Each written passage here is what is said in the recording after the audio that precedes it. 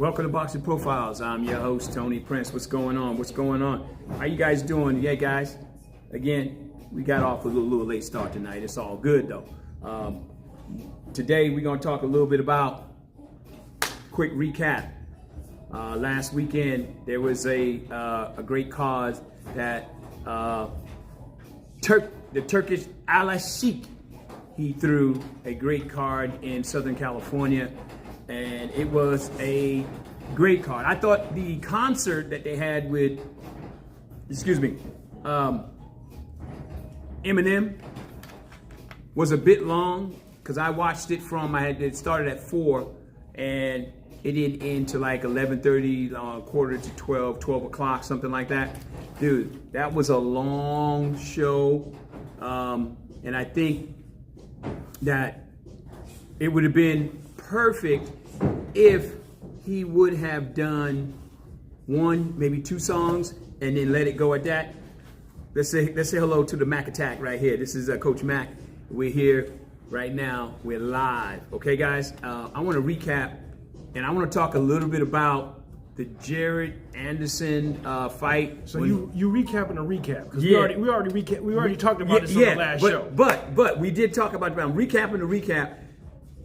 But for all the young fighters out there that saw that, if you guys was paying attention to Jared Anderson, lots of times his hands were down. He had a wide guard. That's why Bakole was going right up the middle, and Bakole was attacking his guard, attacking the middle, and you guys saw what happened. Okay, all right. Well, that's enough of that. I think that video was a great learning tool for all those young fighters that like to try to get into that 6'3" defense. Okay, all right. You got to keep your hands up. Hands down, man down. Earl Spence says that, okay? All right, now we're going to talk about some boxing, this coming up. You know, and I think there's some good fights that's coming up this weekend, too. Yeah. You know, there's some good fights that's coming up. You know, hey, if my brother is out there and all you guys that's out there on Facebook and YouTube, so you guys, big shout out to you. Glenn, big shout out to you if you're out there and you're tuning into the show. All right? All right, guys, so let me see here. Let's go ahead and get this thing going. Woo, man, oh, man. Here we go, here we go. Today, the gym's a little bit quiet, a little bit slower day, but we still having our fun in the gym. Getting our little workout in is really something, you know? All right, y'all. All right. All right, Mac, you got something to say, bro? I know you do. What do you mean, man? That's why you talking. Yeah, but you ain't got nothing to say. Come on, man. You got something to say. You got something to say. You got to have something to say. Huh? Uh-huh.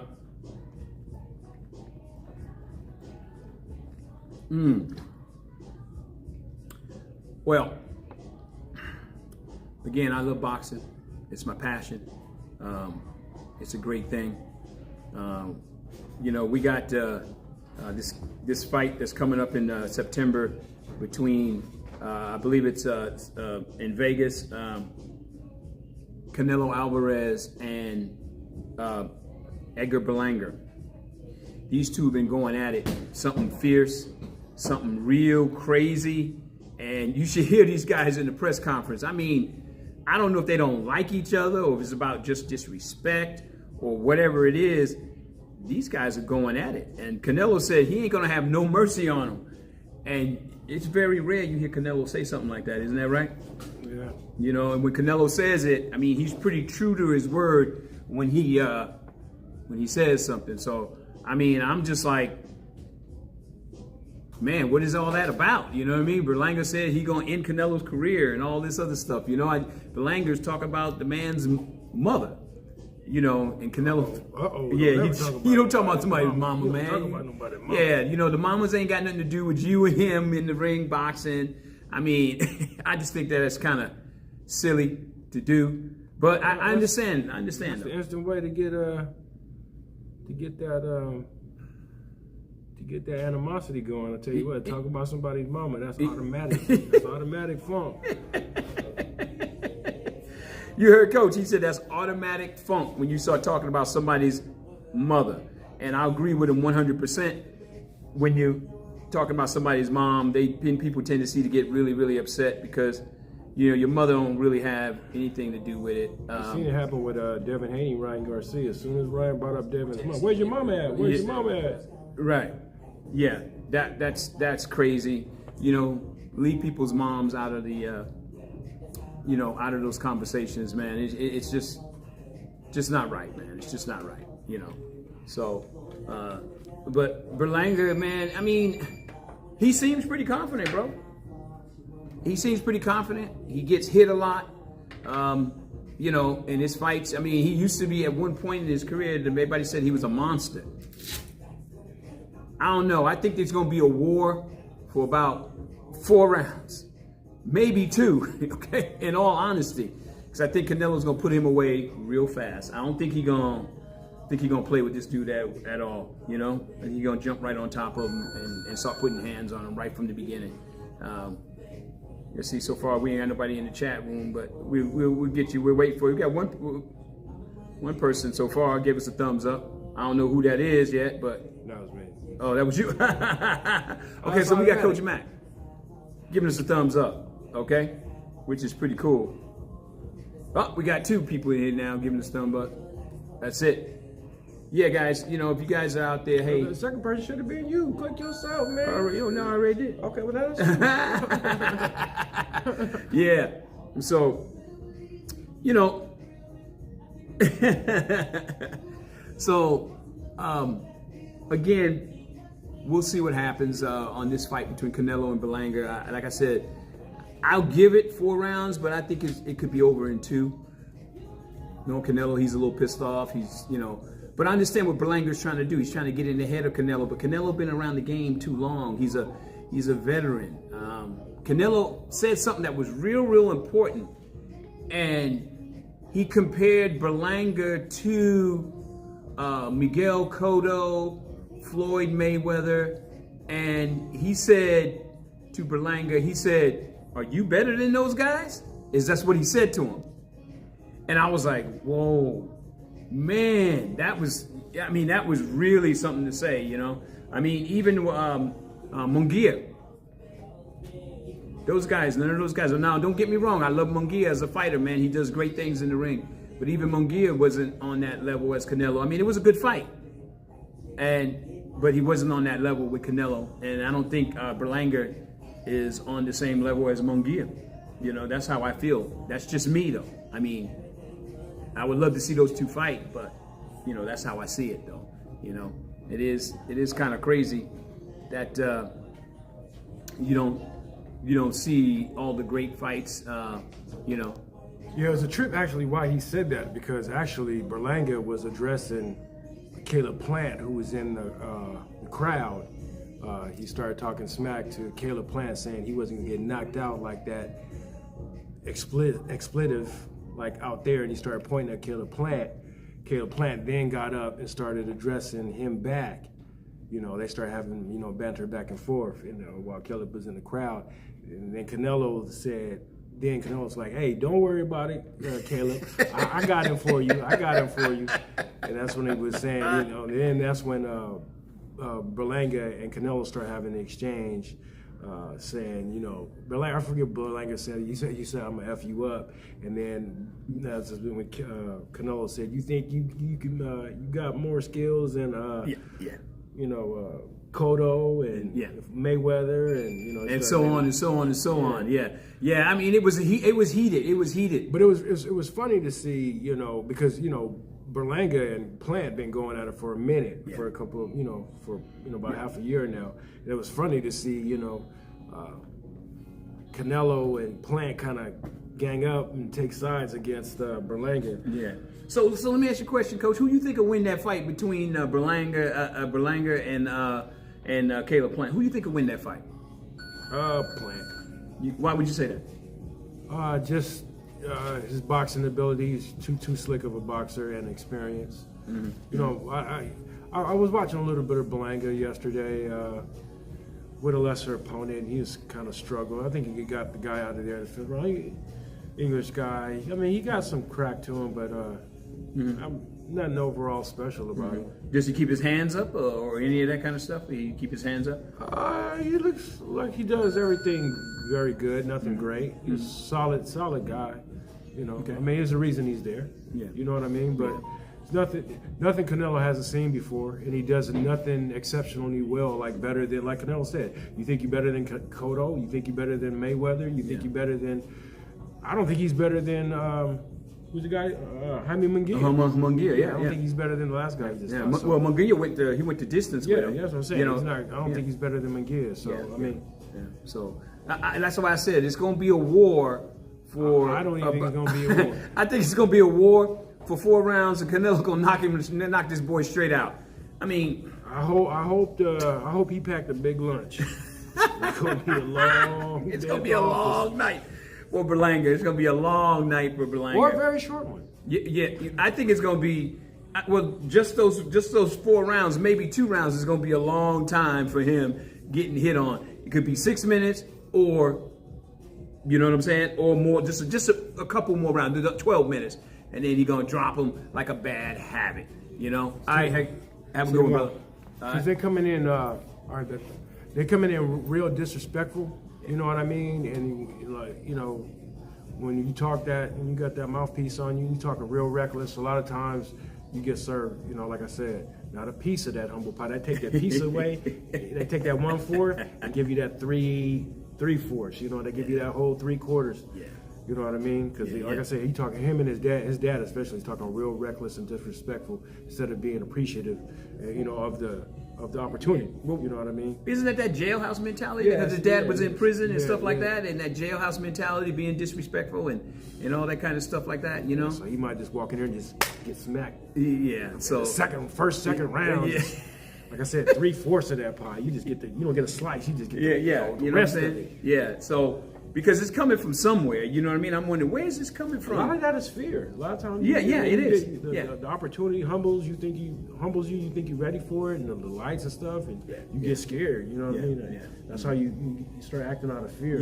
Yeah. I agree with that 100%. People act out of fear, and the first thing they do is to cover it up is they use their mouthpiece. Yeah. You know what I'm saying? I mean, when you are confident in your skills, then there's nothing you don't have to say anything. That's why I always say the quiet ones you got to watch out for. These do the talking for you. Your hands do the talking for you. You don't have to say a whole lot. You know what I'm saying? You can have everybody badmouth you. They can say whatever they want. But here's the question. Do they got the guts to get in the ring with you? Because you got a lot of people that out there that are say crazy stuff. They'll do all kinds of crazy stuff to you, but none of them will get in the ring with you. They'll stab you in the back. You know, in my career, I had people do that to me. Stab me in the back. They called themselves my friends. They stabbed me in the back, all kinds of stuff. But guess what? It's all good. Because you know what? You'll meet them again. You'll see them again. And then it's going to be totally different, you know. Then sometimes you just won't run into them again. You know, sometimes they see you, they'll go the other way because they already know, that you already know about them, and you just want to stay away from them, or just stay away from me, period. It's just that simple, you know what I'm saying? So, it's things happen in life, but hey, we just keep it real. That's all we trying to do, just keeping it real. And we'll tell people straight up, look, like I said, man, recap on the recap again. Jared Anderson, man, dude, get your shit together. I'm serious. Get it together. I mean, you need to work on fundamental skills, bruh. You need to work on jabbing, moving and jabbing at the same time, bruh. Leave that brother alone. Leave the brother alone, man. Come on, man. I'm a coach, man. You a coach. He did everything wrong, bruh. And we'll see how he bounces back. Yeah, if he bounces back. We'll see. If he bounces back. Another fight that I was disappointed in. I was kind of disappointed. I was disappointed in recap of the recap one more time. I was disappointed in the Isaac Cruz fight. I wanted to see a war between them two. I thought El Rayo would win the fight. He did win the fight. He's the world champion now, but still, I mean, I was shocked the way Isaac had no finesse. I mean, he was just straight in there, just bombs, and I'm just amazed how. Does he ever have finesse though? No, he never had finesse. But you would think, because I saw him when he's doing some of his training videos, that he was trying to get a little finesse in there, but it just, none of it worked. You know what I'm saying? Nothing worked. I mean, I don't know. I'm just shocked that nobody else picked up on that earlier in his career to beat him. Same thing with Jared Anderson. He's 20 fights in as a professional. Okay, he's supposed to be top-notch guy, and next thing you know, he got beat by Piccoli. And you know, Piccoli's bigger, Piccoli's stronger. But when I look back in the days, when I was coming up and watching the great fighters, Ali and all this sort of stuff. I mean, Big George outweighed Muhammad Ali, and Muhammad Ali beat him basically on footwork, jabbing on the move. He didn't stand there and try to fight the dude, And then when he did, he was tough enough to take the punches. I mean, I was just shocked at Anderson. I'm still shocked that he got beat. I thought the dude was it, man. I mean, but hey, again, like I said, I could be wrong, But, I just kind of recapped on the recap again. Those are things I've been just rewatching, see where it all went wrong. Anyway, I know that we got, what's his name, coming up. Inoue is supposed to be fighting coming up pretty soon. He's putting all his titles on the line. He's going to be fighting, Inoue is fighting September 3rd. Okay, he's going to be fighting a gentleman by the name of TJ, okay? And Inoue's undisputed junior featherweight championships is on the line, okay? Well, we already know what Inoue is going to do. I say knockout. What do you say? Yeah. I say knockout, And then on September 14th, okay, we got Canelo Alvarez and Edgar Berlanga going at it, okay? And then September 21st, we're going to have Daniel Dubois versus Anthony Joshua. Now, that's going to be a good fight. That's going to be a real good fight.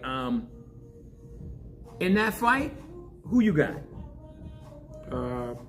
Joshua. You got Joshua?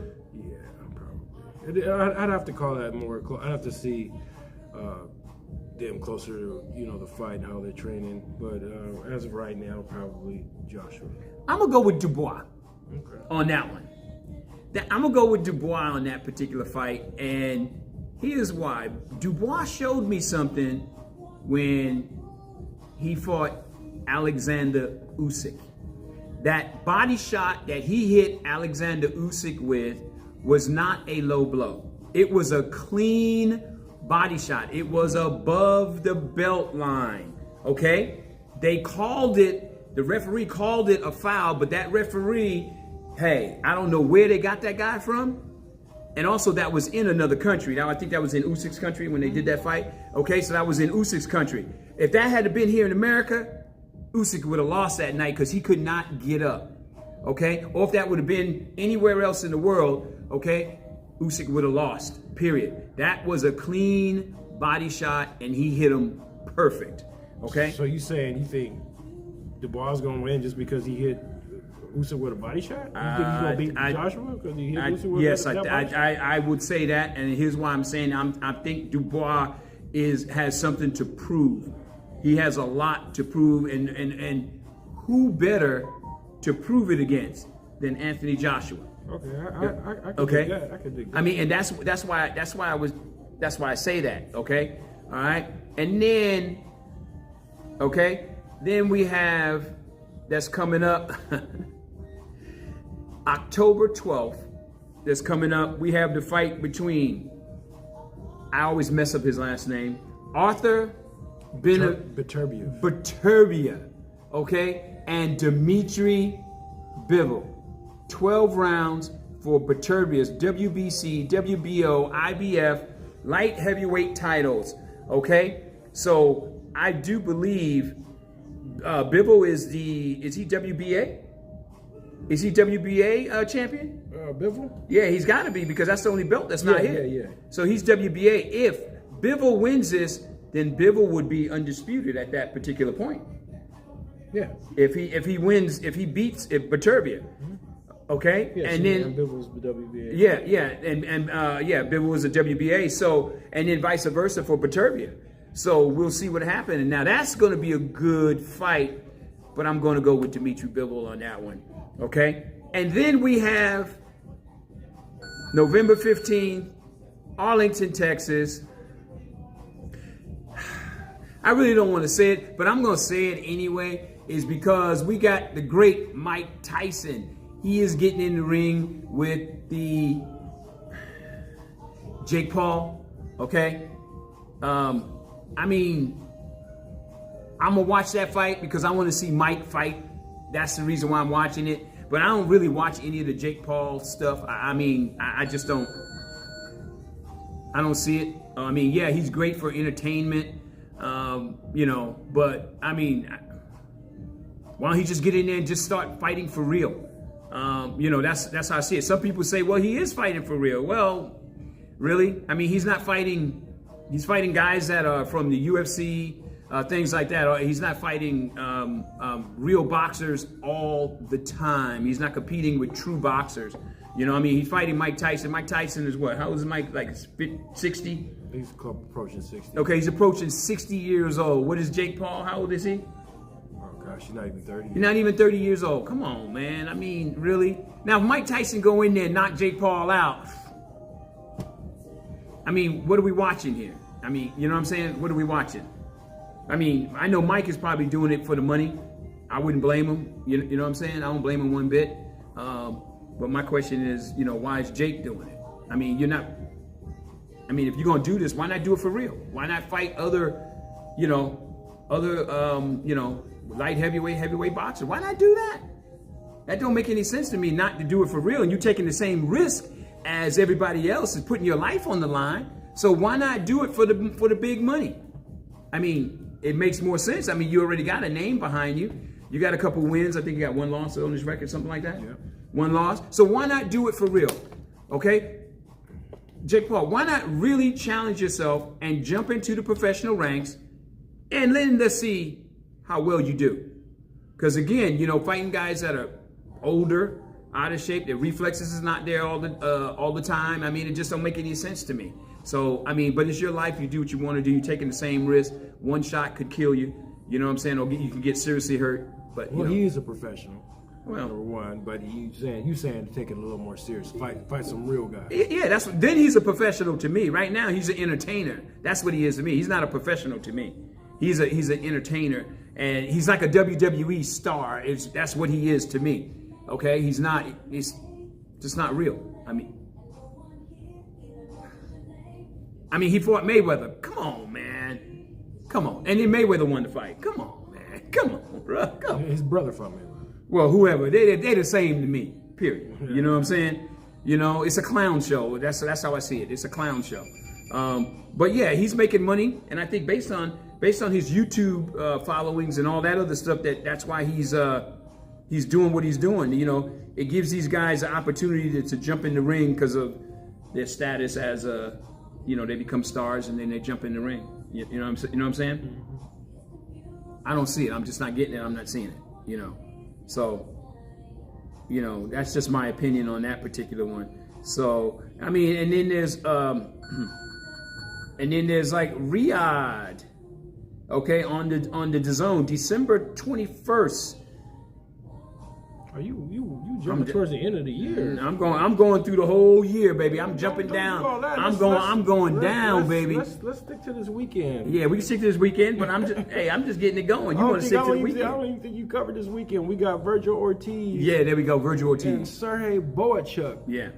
For the WBC interim world super welterweight title. There we go. Virgil Ortiz is undefeated, 21-0. Now check this out, man. Like I said, I don't think people really realize this. Virgil Ortiz, the knock on Virgil Ortiz is not a bad knock to have. The man is 21-0 with 21 KOs.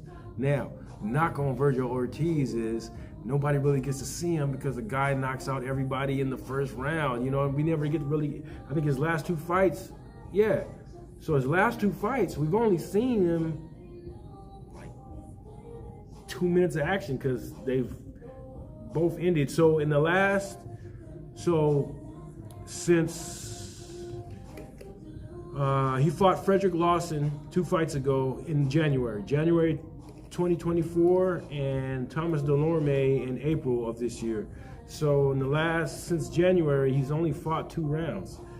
So it's really hard to gauge how good he's been. And before that, he fought in 2022 with the 9th round. I guess he had some health issues.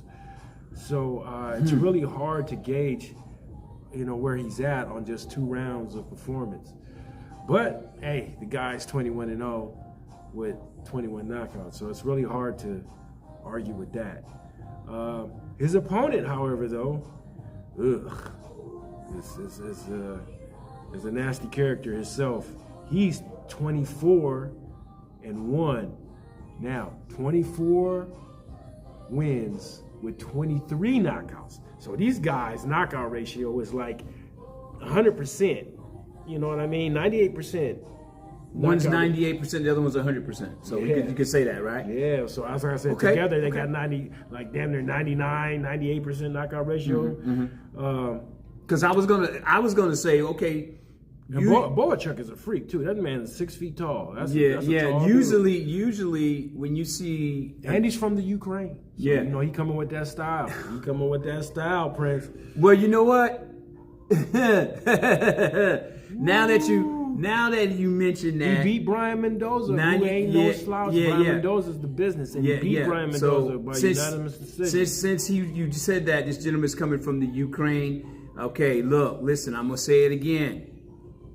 The American boxers, Mexican boxers, and everybody else, I'm just gonna tell you guys straight up, you better learn that style, okay? That pendulum step is a very, very dangerous style, okay? Okay, the Russians and all those people that are coming from that part of the world, this style is giving us straight up hell, okay?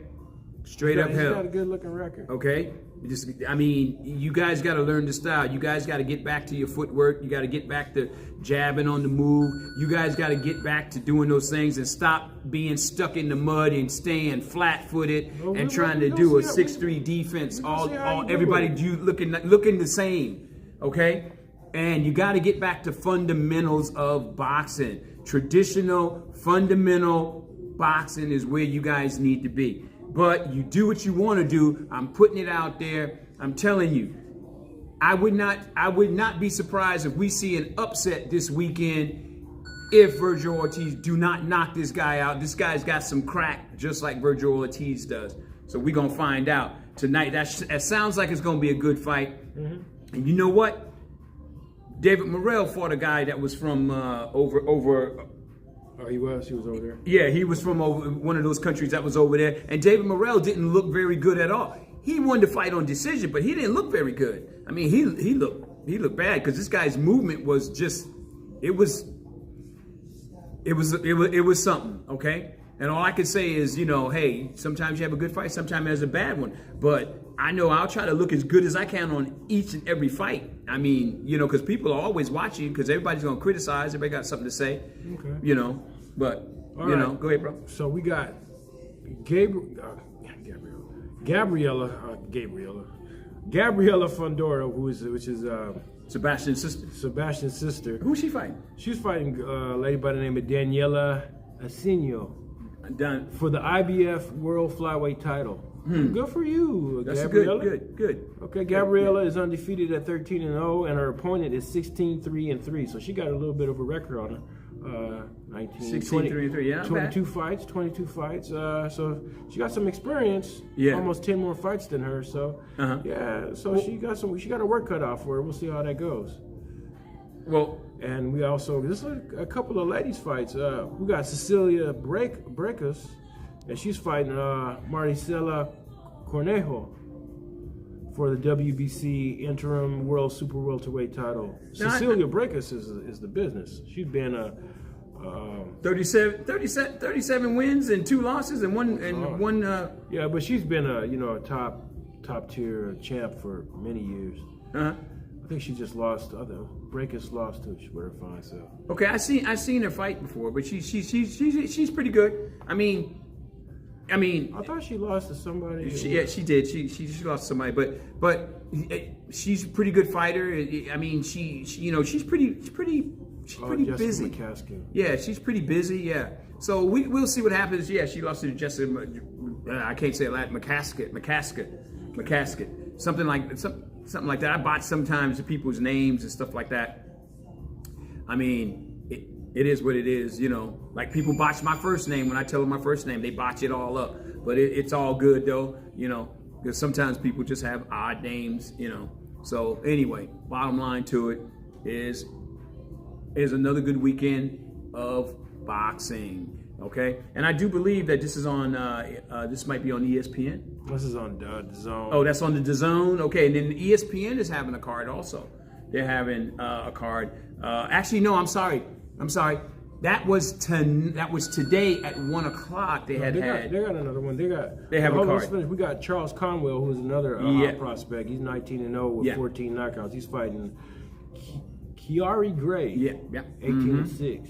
I know Lopez was fighting too, but it was one of the lighter weights. I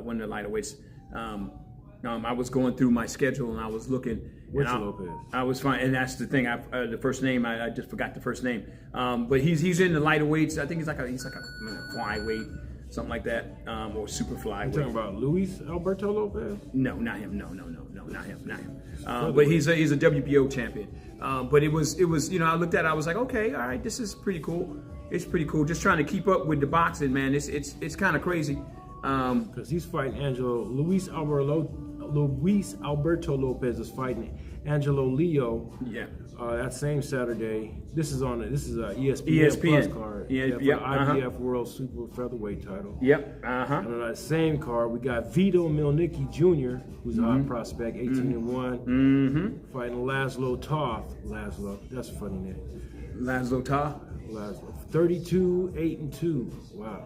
That boy got 30. That's 42 fights. That's good. That's good. That's a lot of fights, man. That's good. Yeah, that's good. That's good, bro. That's real good. We can't forget about.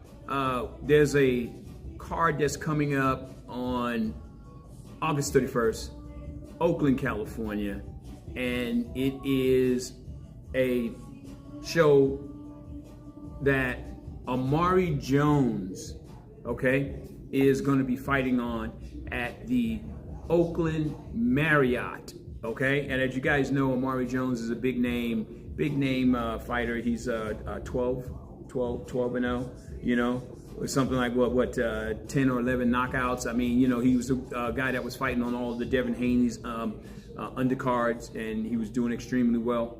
So now he's going to be fighting at the Oakland Marriott August 31st, and you guys can just go ahead. You guys can go to the Lions Den, because it's Lions Den's promotions, and you could go ahead, probably DM them and see where you can get your tickets and things like that, so which is not too bad. And also on August 31st, right here at the Georgie Duke Center in Vacaville, California, we're doing a amateur boxing card fight night at the Duke right here, August 31st. And we're going to have several gyms in the area here that's going to be participating, and we're going to try to match up all our 707 gyms in the area with other fighters from out of town. So if you guys are watching this, hey, come on out on August 31st. The doors will open up at 2 o'clock. The fights start at 3, and that's at 720 East Monte Vista Avenue, Vacaville, California. Come out, check it out. It's going to be a great show. All right. Okay, let's get back to what we were doing. That's it, man. That's it? Yeah, that's it? Yeah. We want to keep these people, we don't talk their ear off. Well, why not? We should talk their ear off, man. It's all good, bro. Hey, man, you know the lottery numbers, dog. I wish I did. What you mean you wish you did, man? Come on, man. Give me some numbers, man. Come on, bro. What's up? Give me some numbers, man, so I can go play it. I'm not cutting you in, though, if you win. I'm telling you that now, though. No, I'm just messing with you, though. I'm just messing with you. What's up, Jeepers Creepers? What's up, people? Yeah, what's up, guys? How y'all doing? You said Jeepers Creepers is in the room? What's up, bro? How you doing? For all you guys that's on Facebook, go ahead, holler at us, man. Send us a shout out.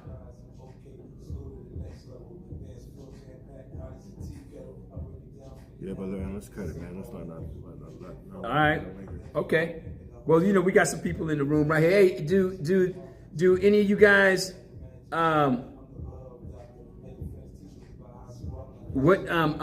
do any of you guys have any questions or anything like that you guys want to ask us? I didn't really see anything there. Man. King's Gym in the building. Yeah, there we go. What's up, King's Gym? What's happening, bro? How you doing? How's things going down there at the King's Gym?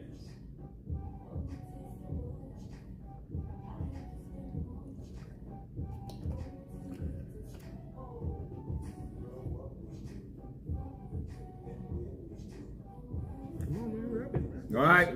Well, I was thinking I was waiting for somebody to come back and say something. They didn't say nothing, so that's why I was just quiet, wait for it. Nobody said nothing. All right, guys, I saw it. We're gonna cut it right there. All right, guys. So that's it. Hey, you guys keep tuning in. We're gonna just keep trying to keep coming on at 8:30. Pretty much Monday we'll probably come on at 8:30 again, and we're gonna do a recap of what we see this weekend. I'll probably start getting a little bit more in depth with the fighting and the fights, what I see, what mistakes and things like that. I'm gonna start calling them, call them exactly how I see them. That's what I'm gonna start doing. All right, guys. So you guys have a great night, and remember something: keep punching. Don't get punch drunk. Peace.